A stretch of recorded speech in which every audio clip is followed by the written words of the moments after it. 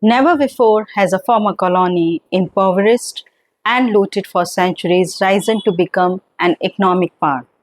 But that's exactly what's happening with India. By 2027, India will be the world's third largest economy behind only the US and the China.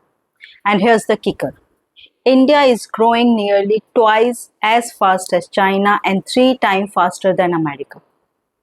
That wasn't part of the script written in Washington or Beijing.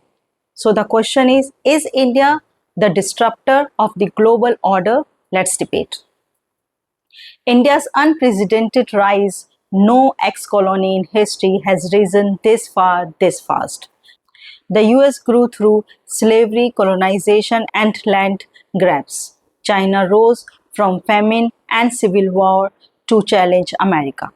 India, despite poverty and exploitation under colonialism, is now an accelerating economic power. Debate point. Is India rewriting the rules of now nations rise?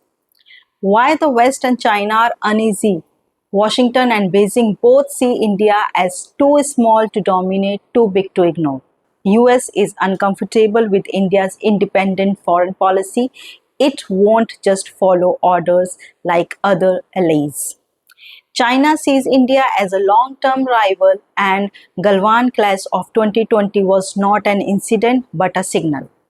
China's retreat last month at the LAC wasn't weakness towards India. It was fear of its own economic slowdown and Trump's looming tariffs. Debate point. Are Washington and Beijing quietly working to slow India's rise? Deep state politics and India-US deep state lobbies and intelligence agencies dislike India's assertiveness. Recent Adani indictments and the detention of Indian businessman Nikhil Gupta reflect pressure tactics. But legally, the US cannot directly summon Indian nationals like Gautam Adani. Diplomatic protocol applies. Debate point. Do deep state tactics show the West fears India's rise? India as a balancing pivot. India's digital technology, huge market, and demographics make it a natural counterweight to US China rivalry. In 1750, India and China made up over 50% of world GDP. Now by 2050, the balance is set to return. Western historians like Neil Ferguson find this unsettling because it signals the terminal decline of Western dominance. Debate point.